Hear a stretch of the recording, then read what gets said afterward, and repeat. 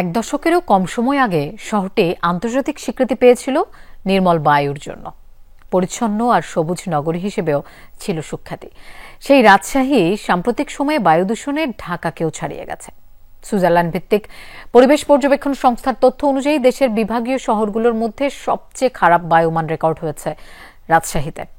পরিবেশবিদ ও গবেষকরা বলছেন, দীর্ঘদিন ধরে শহরে চলমান বড় বড় নির্মাণ কাজের জন্য ব্যাপক হারে বায়ু দূষণ বেড়েছে। সেই সাথে পর্যাপ্ত গাছ, জলাশয় ও পদ্মা নদীতে পানি না থাকায় সুনাম হারাতে বসেছে রাজশাহী। বিজলি কেবলসের স্কিন কোটেড ইনসুলেশন আগুন প্রতিরোধী। বিজলি কেবলস, নিরাপদ আজীবন। রৌদ্রোজ্জ্বল ভর দুপুরে শহরের এই ফ্যাকাশে চেহারা বলে দেয় বাতাসে উড়ে বেড়াচ্ছে বিপুল পরিমাণ ধুলোবালি। অথচ কয়েক বছর আগেও চিত্র ছিল ভিন্ন। 2016 সালে বিশ্ব স্বাস্থ্য সংস্থার উপাত্তের ভিত্তিতে বাতাসে ভাসমান মানবদেহের জন্য ক্ষতিকর কণা দ্রুত কমিয়ে আনার ক্ষেত্রে বিশ্বের সবচেয়ে এগিয়ে থাকা শহরের আন্তর্জাতিক স্বীকৃতি জোটে রাজশাহীর। এর সঙ্গে নগরীর সড়কে সড়কে বাহারি ফুল, নানা প্রজাতির গাছ আর উন্নত পরিচ্ছন্নতা ব্যবস্থাপনা রাজশাহীকে দেশের অন্যতম সুন্দর শহর হিসেবে পরিচিত করে তোলে। মাত্র 9 বছরের মাথায় সুইজারল্যান্ড ভিত্তিক সংস্থা IQ এয়ারের সাম্প্রতিক তথ্য বলছে, দেশের 8 বিভাগীয় শহরের মধ্যে বায়ুর মান সবচেয়ে খারাপ এখন রাজশাহীতে।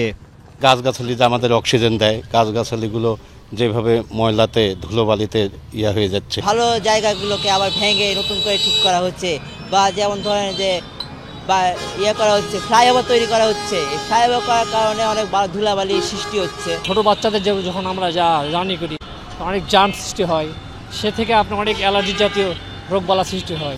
শুধু বায়ুর মানই কমেনি, আগের সেই পরিচ্ছন্ন চেহারাটাও যেন হারাতে বসেছে। নগর জুড়ে দীর্ঘ সময় ধরে টানা নির্মাণ কাজ বায়ু ও শব্দ দূষণের কারণ হয়ে উঠেছে। যানজটেরও সৃষ্টি হয়েছে, প্লাস রাস্তাঘাটে ধরেন এই রাস্তাটা দেখছেন, চলাচলের ধুলাবালির কারণে মানুষের চলাচলে খুবই অসুবিধা হচ্ছে। অতিরিক্ত যানজটের কারণে যে হর্ন সৃষ্টি হচ্ছে, আমরা পড়াশোনা করতে আমাদের প্রবলেম হয়। পরিবেশবিদরা বলছেন, প্রাকৃতিকভাবে উন্নয়ন না করে গোটা শহরকে শুধুমাত্র কনক্রিট আর টাইলসে রূপান্তরিত করা হয়েছে। ফলে রাজশাহী নির্মল বায়ুর জন্য আন্তর্জাতিক স্বীকৃতি ধরে রাখতে পারছে না। একদিকে কনস্ট্রাকশনের ম্যাটেরিয়াল পড়ে আছে এবং ওই পাশাপাশি জায়গাগুলোতে একটা টেম্পোরারি গার্বেজ ছিল। এই গার্বেজগুলো বন্ধ হয়ে যাওয়ার জন্য এইটাও কিন্তু ময়লাটা বিভিন্ন জায়গায় ছড়াই গেছে।